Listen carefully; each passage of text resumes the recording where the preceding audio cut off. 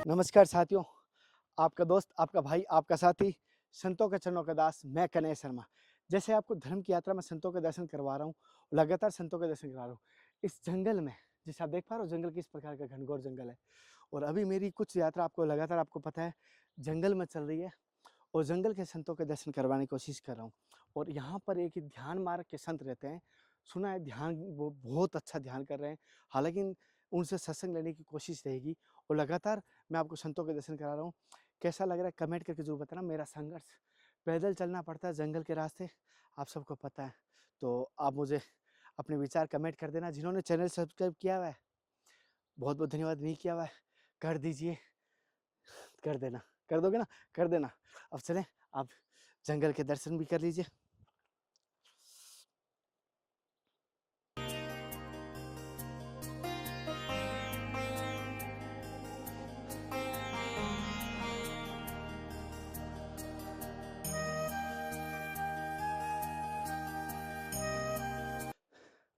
साथियों, सांस तो फूल जाती है पहाड़ी क्षेत्र में, लेकिन आपको इतना सपोर्ट करना, अपने विचार बताना मेरी यात्रा देखकर, कम से कम शेयर, बहुत शेयरिंग होता है ना, शेयरिंग वाला, फेसबुक, व्हाट्सएप जो भी कर सकते हो शेयरिंग कर देना। और वहाँ पर महाराज जी है, जैसे आप झंडी दिखाई दे रही है, ध्वजा, वहाँ पर संत भगवान रहते हैं, हमें वहाँ चलना है। जूम करके दिखाना, हाँ ये देख पा रहे हो आप, ये यहाँ पर चलना है हमें। और अभी ये जंगल देखो साथियों, ऐसे हम घूम के, हमें ऐसे घूम के, यहाँ से ऐसे घूम के वहाँ पहुँचेंगे। आप सोच रहे हो दिखता है इतना नज़दीक है ना, अब पहुँचने में बहुत टाइम लग जाता है।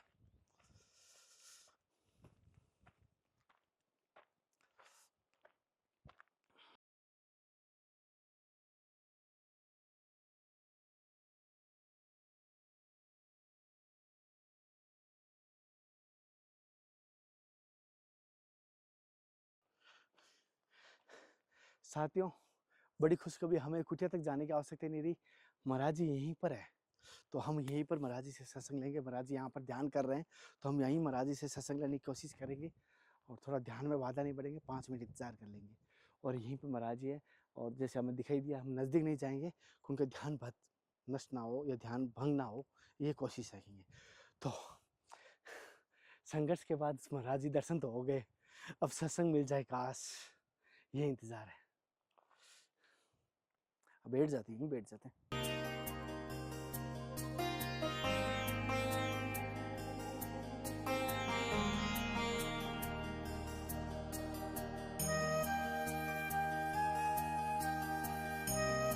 और पूरा हिमालय दिखाई दे रहा है। ये कौन सा पहाड़ है? पहाड़ का नाम है कोई यहाँ पे ऐसे ही? महाराज इस पहाड़ का नाम है कोई ऐसा बर्फ वाले का कोई? उसका धौलाधार पहाड़ बोलते हैं। धौलाधार, अच्छा। जैसे ये धौलाधार पहाड़ है, जैसे आप देख पा रहे हो, धौलाधार पर्वत कह सकता हूँ। धौलाधार पर्वत पर है, यहाँ पर है, तो जैसा सामने से दिखाई देता है, जैसा आप देख। और बहुत सारों ने कहा ध्यान के बारे में सवाल लाइए, ध्यान के बारे में, लेकिन ला इसलिए नहीं पाता हूँ जब तक वो संत नहीं मिले ध्यान के बारे में। भक्ति मार्ग वालों से अगर ध्यान की बात करूंगा या ज्ञान मार्ग वालों से ध्यान की बात करूंगा, हो नहीं पाती। आज हरि कृपा से, गुरु कृपा से ध्यान मार्ग के सवाल में ले पाऊंगा, तो आप सभी के सवाल लूंगा। उससे पहले महाराज जी से प्रणाम करके आशीर्वाद प्राप्त करते हैं, फिर आज की सत्संग शुरू करते हैं। पहले तो प्रभु जी मेरी तरफ से, समस्त भक्तों की तरफ से आपके चरणों को साक्षात दंडवत प्रणाम। प्रभु जी जैसे भक्ति मार्ग में तो बहुत सारे बताते हैं, लेकिन ध्यान की बात करते हैं कि ध्यान लगाइए, भगवान में ध्यान लगाइए, गुरु में ध्यान लगाइए या इस निराकार में ध्यान लगाइए।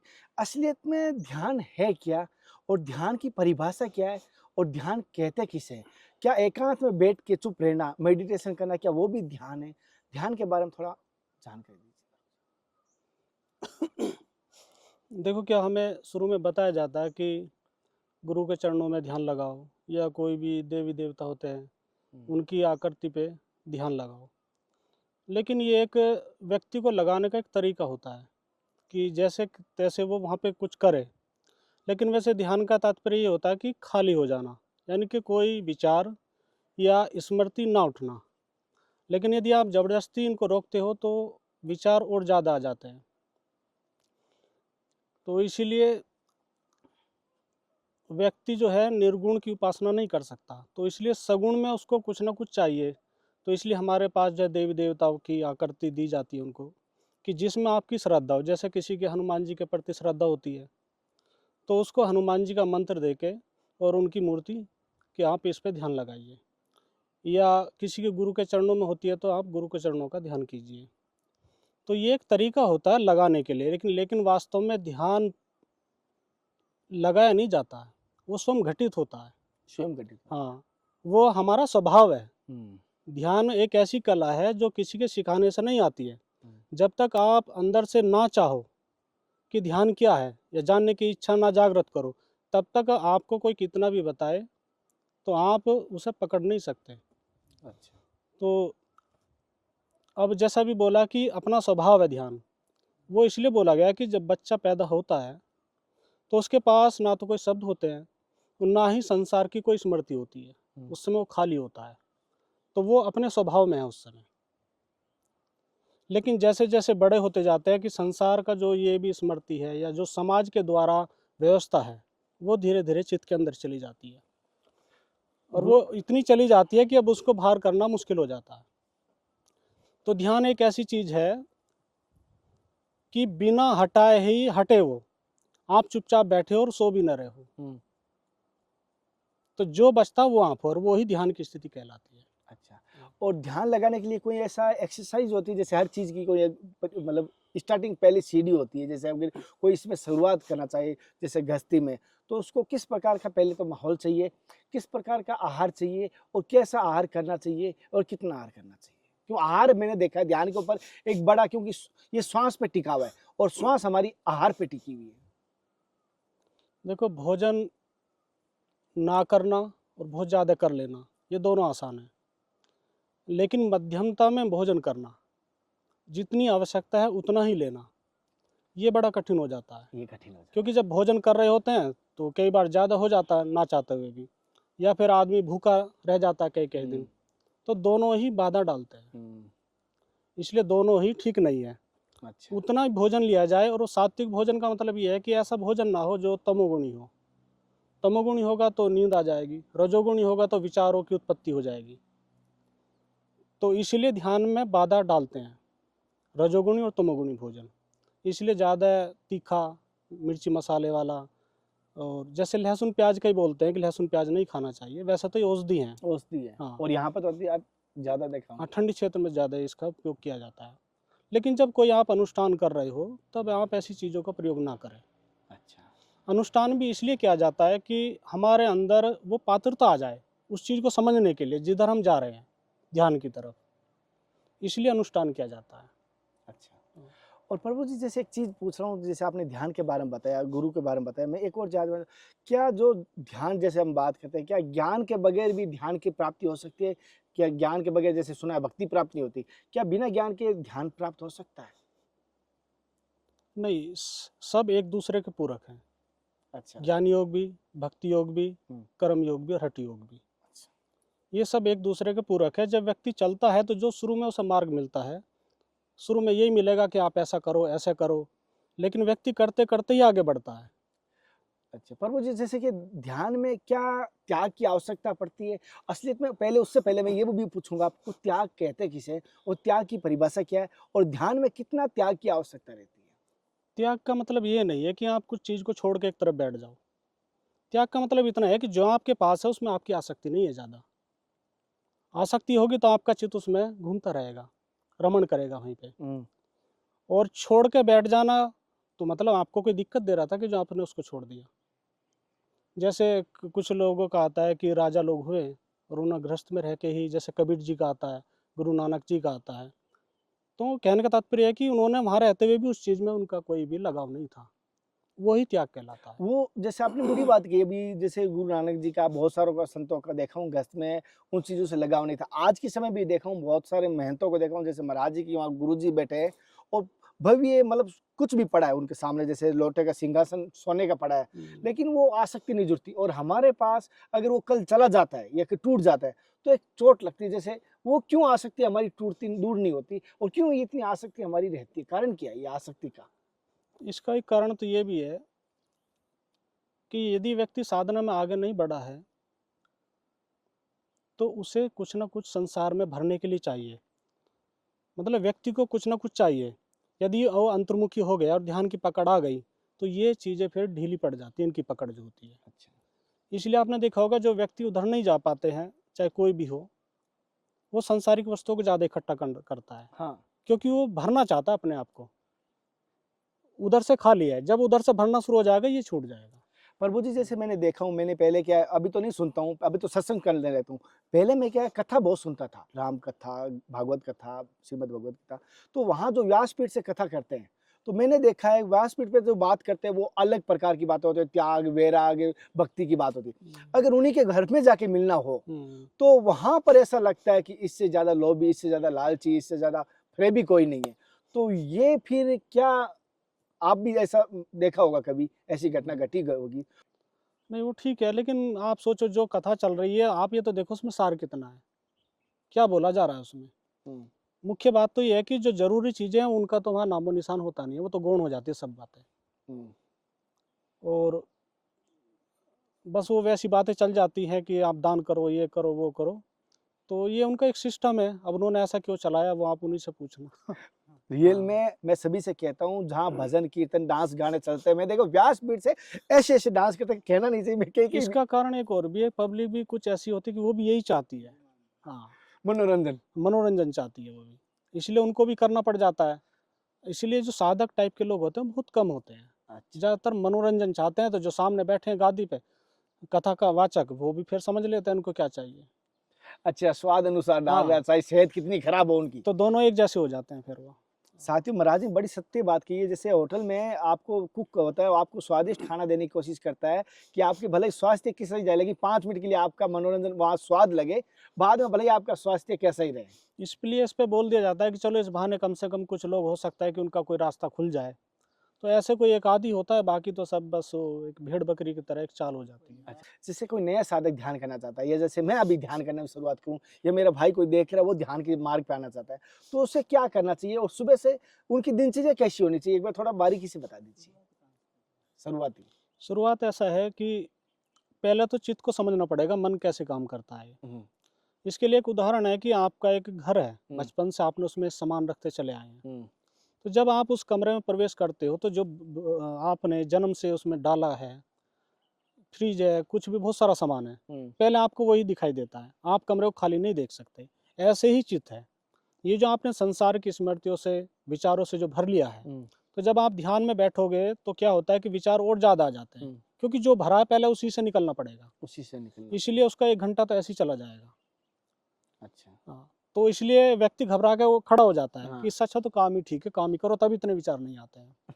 तो विचार इसलिए आते हैं क्योंकि कचरा भरा हुआ है, पहले उसी से गुज़रना होगा। इसलिए कहा है कि आप जब बैठते हो तो आपको कम से कम 2 घंटे तो चाहिए। और दूसरा ये है कि आप जो सोच रहे हो, जो विचार आ रहे हैं, उनको एक तरफ होके देखो। मैं क्या-क्या सोच रहा हूँ, क्यों सोच रहा हूँ? देखो संसार में काम करने के लिए हमें शब्दों की भी ज़रूरत पड़ती है और स्मृति की भी। लेकिन जितना काम है उतनी स्मृति और शब्दों की ज़रूरत है। बाकी क्यों चल रहे हैं?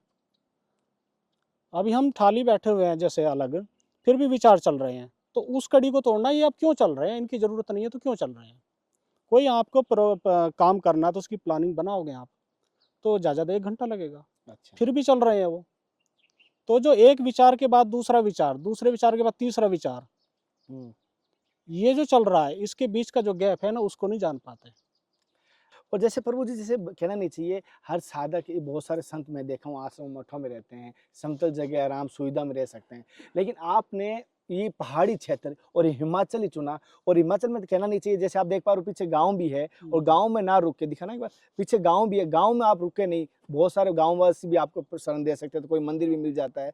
और इस तरफ जैसे कि ऊपर सामने पहाड़ है, राधे, और ये चारों आप जंगल में, एकांत पहाड़ में आए, तो मैं क्या कारण हुआ कि आपने जंगल का रास्ता चुना, समतल जगह या कोई गांव, कोई क्षेत्र नहीं चुना और एकांत जगह चुनी? कारण क्या है ऐसा? उसका कारण यही है कि वैसे एकांत तो मन का होता है, लेकिन थोड़ा बाहर के एकांत के भी सहयोग की आवश्यकता होती है। हम्म, इसलिए एकांत चुना जाता है।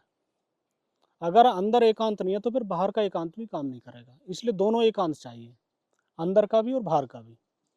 जब आप उस स्तर पे पहुंच जाते हैं तब आप बीच में भी रह सकते हो। इसलिए कहा गया है कि आप अकेले रहो। अकेले का मतलब ये नहीं कि आप कहीं दूर चले जाओ, मतलब 10 लोगों के बीच में रहते हुए भी आप अकेले हो अंदर से, किसी के प्रति कोई राग नहीं, कोई द्वेष नहीं, अपने में मगन हो। अच्छा। हाँ, उसे अकेलापन कहा गया है। जैसे प्रभु जी बहुत सारे कहते हैं, जैसे संत भगवान कहते हैं कि कहीं न कहीं संत बनना कोई प्रारब्ध का खेल होता है। लेकिन मैंने एक चीज़ देखा, कहीं न कहीं एक समाज में या हमारे परिवार में ऐसी कोई घटना घटती है, तब वो संत बनते हैं। तो आपके जैसे आज इस मार्ग पे बच्चापन से है, तो कोई क्या कारण हुआ या क्या घटना घटी कि आप संत बनने का विचार आया आपका? संत बनने के कई कारण हो जाते हैं, एक तो पूर्व जन्मों के संस्कार भी होते हैं। हुँ, फिर कई बार कोई जीवन में ऐसी घटनाएँ घट जाती हैं कि उसको मुड़ने के लिए आसानी हो जाती है। हुँ। तो 2 कारण होते हैं, पूर्व जन्मों का भी होता है और थोड़ा इस जन्म का भी होता है, ताकि वो निकलने में उसकी सहायता कर देता है। आपकी ऐसी कोई समाज घटना घटी परिवार में या कोई पहले आप क्या करते थे उस समय? अ, वैसे मैं जब घर पे था तो मैं पढ़ाई करता था हुँ, और पढ़ाई करते-करते 10th क्लास में मैंने घर एक आश्रम में से जुड़ गए थे। हुँ, बस और कुछ क्या हम ऋषि मुनियों की पुस्तकें पढ़ते रहते थे और जो हमारे पिताजी थे वो भी थोड़ा धार्मिक प्रवृत्ति के थे। हुँ, तो जब छोटे थे तो बोल देते थे, 4 भाई थे हम, तो मैं बड़ा था। बोले सब एक कोने में बैठ जाओ और ओम का जाप करो। तो वो कुछ संस्कार बन जाते हैं। तो जब समय आया तो वो निकाल ले गया। हुँ, तो हमने सुना था कि ऋषि मुनि लोगों ने पहाड़ों में जाके या वनों में जाके रह के तपस्या की है, क्योंकि ऐसी पुस्तकें पढ़ते थे। तो जब मैं 10th क्लास में था तो तब मैं ऐसे ही विचार करने लग जाता था अपने साथियों से कि भाई संसार में करेंगे क्या? चलो पढ़ेंगे, नौकरी मिल जाएगी। उसके बाद क्या करेंगे? शादी हो जाएगी, बच्चे हो जाएँगे, तो ये करते-करते मर जाएँगे। लेकिन जन्म मरण तो चलता रहेगा, इससे कैसे छुटकारा मिलेगा? तो ऐसे विचार आने लगे थे उस समय। और कुछ पूर्व जन्मों का होगा तो फिर कुछ ऐसी घटनाएँ घटी और भी कि मुड़ने के लिए तैयार हो गए फिर। अच्छा। हुँ। तो प्रभु जी जैसे कहने के नीचे कोई जीवन में हमारे कोई चमत्कारी घटना घटती है तो हमारी आस्था और बढ़ जाती है कि हाँ ईश्वर हमारे साथ है। ऐसा आपके जीवन में कोई घटना घटी जिसकी आपकी आस्था और बढ़ गई? उस समय एक घटना घटी थी, हमारी जो माताजी थी, हुँ, उन्हें कैंसर हो गया था। हुँ, तो काफ़ी इलाज कराने के बाद भी वो मतलब बच नहीं पाई थी। हुँ, तो उसके बाद से मैं कहा सभी को जाना है ऐसे ही, हुँ, तो विचार बदलते चले गए फिर। अच्छा, हाँ। शायद माताजी होती तो शायद मैं कभी सोचता हूँ तो शायद मैं साधु नहीं बन पाता। अच्छा। क्योंकि म माँ के प्रति सभी को जो है थोड़ा-सा लगाव रहता है। अच्छा। फिर बड़े भी थे, ज़िम्मेदारी भी थी।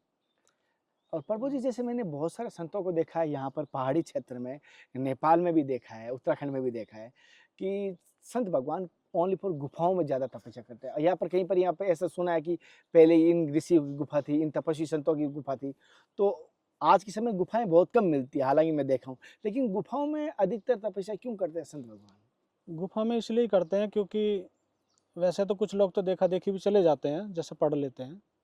वैसे जो हमने प्रयोग करके देखा या जो समझा कि गुफ़ा जो होती है एक तरीके से साउंड प्रूफ हो जाती है। हुँ, तो जब हम उसके अंदर बैठते हैं तो जो हमारे अंदर ध्वनियाँ उठ रही हैं हुँ, ब्रह्मरंध्र में, हुँ, वो उसको स्पष्ट होनी शुरू हो जाती हैं। हुँ, तो यदि उसको उसका थोड़ा बहुत भी ज्ञान है शब्द के विषय में, तो वो उनको पकड़ना शुरू कर देता है और उसी के माध्यम से व्यक्ति समाधि में जाता है हुँ, और ईश्वर की तरफ जाता है। अच्छा। क्योंकि ध्वनियाँ तो बहुत तरह की भी आ रही हैं, हुँ, संस्कारों के अनुसार भी सुनाई देती है। तो वो ध्वनि ऐसी होती है जैसे आपने देखा होगा मंदिर में घंटा लगा हुआ है। हुँ, जब हम घंटे में हाथ मारते हैं तो जो बारीक गुंजार होता है पीछे, उससे संबंधित होती है मिलती-जुलती। तो मैंने विचार किया घंटा भी ऐसे नहीं लगाया, वो सब उसी के संकेत के लिए लगाया गया है। हुँ, तो जब ध्यान करते हैं तो जब शब्द सुनाई देता है ईश्वर की तरफ से, तो शब्द तो कई तरह के होते हैं लेकिन कुछ ऐसी ध्वनियाँ होती हैं जो आपको सोते हुए भी जागृत अवस्था में ले जाती है। शरीर सोता रहेगा, जैसे हम सपना देखते हैं तो हमें पता नहीं होता कि हम सपना देख रहे हैं। लेकिन ईश्वर के माध्यम से जो ध्वनि सुनाई देती है वहाँ पे, वहाँ आपको होश आ जाएगा। जैसे आप सपने का विचार करते हो ना, ऐसे आप सपना देखते हुए इसका भी विचार करोगे स्थूल का हुँ, और उसका भी करते हो विचार। लेकिन जब तक वो ध्वनि सुनाई देती है, तभी तक ऐसा चलता है। जैसे ही शांत होगी, आप फिर वो सपने की तरह बहना शुरू कर दोगे। अच्छा। हाँ, लेकिन बाद में फिर एक मुझे गुरु मिले थे। उस समय वो उनकी साधना मतलब वो तो आत्मज्ञानी उस अवस्था को प्राप्त कर चुके थे। तो जब मुझे ऐसा हो रहा था, कुछ ध्वनियाँ सुनाई दे रही थी, तो मुझे मार्गदर्शन करने वाला नहीं मिल रहा था।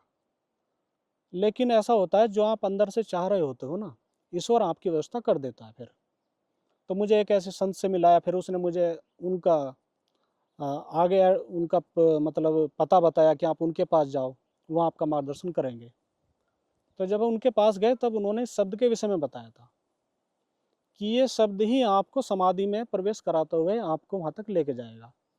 तो कई उदाहरण है उसके, जैसे कि आप रात्रि में रास्ता भटक गए, लेकिन किसी दिशा से कोई ध्वनि आ रही है, ढोलक की या किसी भी तरह की, तो आप उस ध्वनि को पकड़ते हुए उस दिशा में चले जाओगे कि उधर गाँव है कोई।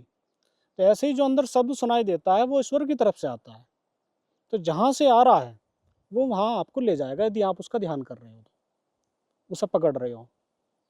तो इसलिए कहते हैं कि शब्द जो होता है वो अपना ज्ञान देता है कि कहाँ से आ रहा है।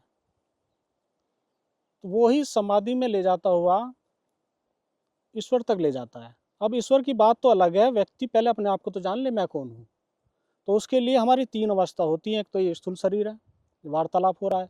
फिर हम सूक्ष्म शरीर में प्रवेश होता है जब आँखें बंद हो जाती है, जहाँ हम सपना देखते हैं।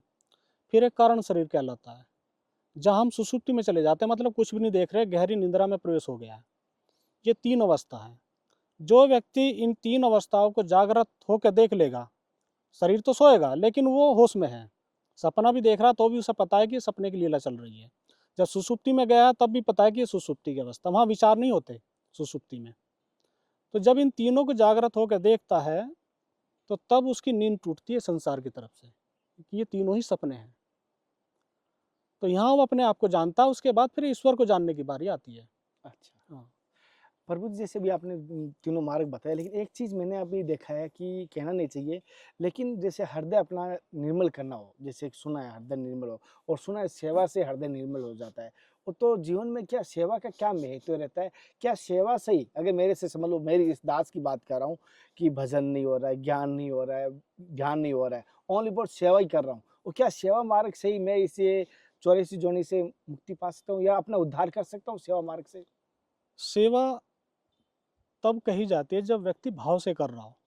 यदि आप पे किसी ने कहा कि आप इसे करो, हाँ। लेकिन आपके अंदर से इच्छा नहीं है, हुँ। तो वो आपको कोई लाभ नहीं देगी सेवा में, साधना में। और उसमें लेकिन यदि आप अपनी इच्छा से कोई सेवा कर रहे हो तो मतलब भाव से कर रहे हो, आपके अंदर अब कोई इच्छा नहीं है, हुँ। तो वो आपको एकाग्र कर देती है। इस पे एक उनका आता है, एक दृष्टांत है, नाम भूल गया उनका, लाओ त्सो। हुँ। उनके पास एक राजा गए थे कि भाई वो बड़े ज्ञानी हैं, तो उनसे कुछ ध्यान के विषय में पूछा जाए। हुँ। तो उन्होंने ध्यान के विषय में उनसे पूछा जाके, तो उन्होंने कहा कि ये पेड़ हैं, मतलब एक क्यारी में गुलाब के पेड़ लगे थे। हुँ। उन्होंने कहा कि वहाँ से पानी देना हाँ। और यहाँ तक देना, और याद रखना पानी दे रहे हो तो पानी ही देना, हुँ। दूसरा कुछ मत करना। हुँ। और यदि कुछ दूसरा करने लग जाओ अंदर मन में तो फिर वहीं से शुरुआत करना। हुँ। ऐसे करते करते शाम हो गई। तो जब वो पहले वृक्ष को पानी देता था, चौथे पे आते आते ही वो अपने घर के बगीचे में पहुंच जाता था या किसी नदी किनारे पहुंच जाता था। ऐसे करते करते उसने शाम तक वो नहीं कर पाया। तो उसने फिर आके जो हार मान ली और कहा कि मैं नहीं कर पाया। तब उन्होंने कहा कि तुमने जो है ईमानदारी से बात बताई है। तब उन्होंने कहा था कि जब आप कोई संकल्प लेके या कुछ ऐसा करते हुए सेवा नहीं करते हो, मतलब इच्छा लेके कोई सेवा नहीं कर रहे हो, निष्काम। भाव से कर रहे हो, तो जब आप करोगे तो एकाग्र होके करोगे। अब आप पानी तो दे रहे हो लेकिन आपको पता मुझे एक काम और करना है, तो आपका मन बार बार वहाँ जाएगा। इसलिए जब एकाग्र होके कर रहे हो मतलब आपके पास उतने ही विचार चल रहे हैं। उसके बाद जो बच रही है स्मृति खाली, वो ऊर्जा को इकट्ठी कर रही है, तो वो ध्यान की तरफ ले जाती है। और प्रभु जी, आपका शुभ नाम? गुरु जी का हाँ, दिया हुआ। मेरा शुभ नाम ऐसे कृष्णानंद तीर्थ। अच्छा। और परम सदैव परम पूज्य गुरु जी का नाम? स्वामी योगी शिवोहम। अच्छा। महाराज जी, जैसे कहना नहीं चाहिए, बहुत सारे अगर कुछ भाई, अगर कुछ साधक, अगर कुछ आपका अगर एड्रेस पूछेंगे तो क्या मैं एड्रेस गुप्त रखूं या बताऊं? चलो देखेंगे, बाद में बताएंगे। बाद में बताएंगे। जैसे महाराज जी की आज्ञा होगी मैं वैसे करूँगा। महाराज जी अगर एड्रेस बताने की आज्ञा देंगे तो मैं एड्रेस बताऊँगा। और लेकिन ध्यान रखें, कभी किसी संत का एड्रेस अगर मिल भी जाता है या दे भी देता हूँ, कोशिश कीजिए उनको परेशानी ना दें। जैसे ऋषिकेश में आपने किया, चित्रकूट किया, ऐसे साधकों वो उनका स्नान त्यागना पड़े, ऐसा काम करोगे उसका दोष आपको भी लगता है, मुझे भी लगता है। तो ऐसा काम ना करें। महाराज जी मेरे से कोई गलती हुई, भूल चूक हुई है सवाल पूछने में कोई, तो मुझे थोड़ा-सा। नहीं, नहीं, नहीं, आपने बड़े अच्छे सवाल किए उसे। अच्छा, हाँ, महाराज जी लास्ट में ज़्यादा से ज़्यादा एक सवाल मैं पूछता हूँ। जैसे ये अपने जैसे इसको क्या बोलते हैं, जो सो एक सुषुम्ना नाड़ी क्या? हाँ, सुषुम्ना, ईड़ा और पिंगला। इंगला इंगला हाँ, और पीला, इन नाड़ियों का क्या महत्व रहता है? वैसे तो ये हठ योग में आते हैं। अच्छा। ये कुंडली जागरण करने के लिए ही होता है वैसे तो। और इसमें सहायता भी मिलती है चित्त को एकाग्र करने के लिए, क्योंकि प्राणों का जो जैसे आपके विचार बहुत ज़्यादा चल रहे हों और आप सांस की गति को थोड़ी देर रोके, तो विचारों की गति भी कम हो जाती है। इसलिए श्वासों का ध्यान का भी बहुत महत्व बताया है कि अपने श्वासों को देखना आते जाते। हुँ। तो उसका कारण भी ये है कि जब आप श्वासों को देख रहे हो तो वही दो काम हो रहे हैं, तो वहाँ भी विचारों की गति थोड़ी कम हो जाती है। लेकिन अक्सर लोगों यहाँ सफल नहीं हो पाते श्वास के पे, क्योंकि कुछ दिन करते हैं छोड़ देते हैं। हाँ। अच्छा। जैसे साथियों महाराज जी से मैंने सत्संग ली और महाराज जी की जैसे महाराज जी ने अपने जीवन का अनुभव भी बताया, और सभी से कहता हूँ जितना भी हो सके संतों का दर्शन करें, सत्संग सुने तो पूरे परिवार के साथ सुने, जितनी हो सके परिवार को साथ में लेकर सुनिए। अगर मेरे से कोई गलती हुई तो मुझे माफ़ करना। ऐसे आपको लगातार संतों के दर्शन करवाता रहूँगा। अगले दर्शन के साथ फिर मिलते हैं, तब तक जय हिंद, वंदे मातरम, हर हर महादेव, हर हर कृष्णा। हे नाथ, हे मेरे नाथ, मैं आपको लौट जय गुरुदेव, जय संत भगवान।